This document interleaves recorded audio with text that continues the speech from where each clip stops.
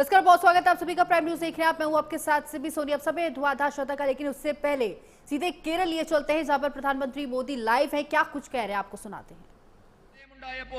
ഈ സമുദായത്തിന്റെ സേവന മനോഭാവം ലോകം മുഴുവൻ അടുത്തുനിന്ന് കണ്ടതാണ്. ഈ നാട് എപ്പോഴൊക്കെ ദുരന്തത്തിൽ അകപ്പെട്ടിട്ടുണ്ടോ അപ്പോഴൊക്കെ അതിനെ അതിജീവിക്കാനുള്ള പ്രവർത്തനം ഈ സമൂഹം ഏറ്റെടുത്തിട്ടുണ്ട്. ആ ചിത്രമൊന്നും ഒരിക്കലും ഒരാളും മറക്കില്ല. പ്രളയ സമയത്ത് നിങ്ങൾ ജീവൻ പണയപ്പെടുത്തി വള്ളമിറക്കി നിരവധി കുടുംബങ്ങളെ രക്ഷിച്ചിട്ടുണ്ട്. ആവശ്യക്കാർക്ക് സാധനങ്ങൾ എത്തിച്ചു നൽകിയിട്ടുണ്ട്. ഇവയൊന്നും ആരും മറക്കില്ല.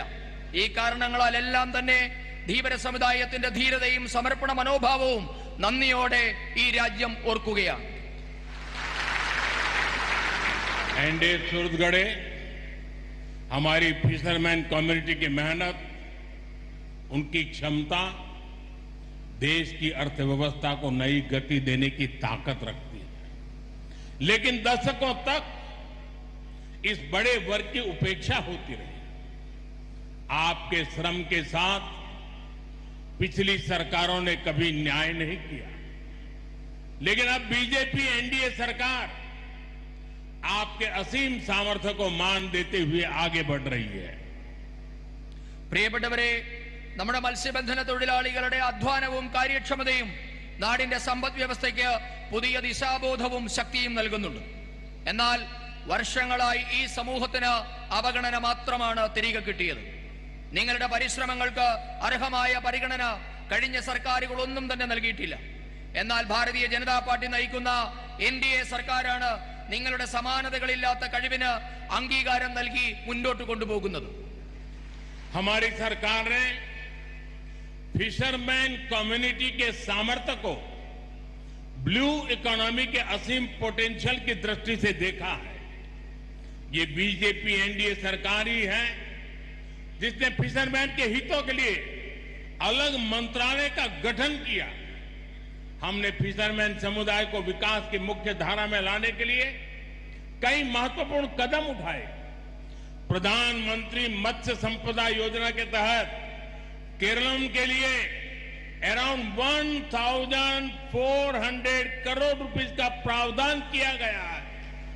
इससे फिशरीज में केरलम तेजी से आगे बढ़ रहा है. ഈ സർക്കാർ മത്സ്യത്തൊഴിലാളി സമൂഹത്തിന്റെ കഴിവിനെ നമ്മളുടെ സമുദ്രത്തിന്റെ സമ്പദ്ഘടനയായ ബ്ലൂ ഇക്കോണമിയുടെ അനന്തമായ സാധ്യതയായാണ് കാണുന്നത്. ഭാരതീയ ജനതാ പാർട്ടിയുടെ നേതൃത്വത്തിലുള്ള എൻഡിഎ സർക്കാരാണ് മത്സ്യത്തൊഴിലാളികളുടെ നന്മയ്ക്കായി ഒരു പ്രത്യേക മന്ത്രാലയം തന്നെ രൂപീകരിച്ചത്. മത്സ്യത്തൊഴിലാളികളെ വികസനത്തിന്റെ മുൻപന്തിയിലെത്തിക്കാൻ നിരവധി പദ്ധതികളാണ് ഈ സർക്കാർ നടപ്പാക്കിയിട്ടുള്ളത്.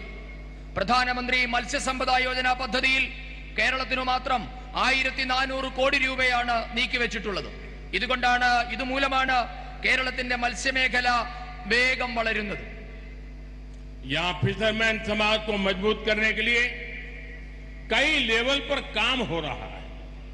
फिशरमैन कोऑपरेटिव सोसाइटी और फिशरीज फार्मर प्रोड्यूसर ऑर्गेनाइजेशंस, उसको लाखों करोड़ रुपए का फंड भी दिया जा रहा है. हम ये भी चाहते हैं कि फिशरमैन समाज के युवा ब्लू इकोनॉमी को लीड करें, एक्सपोर्ट जैसे क्षेत्रों में आगे बढ़े.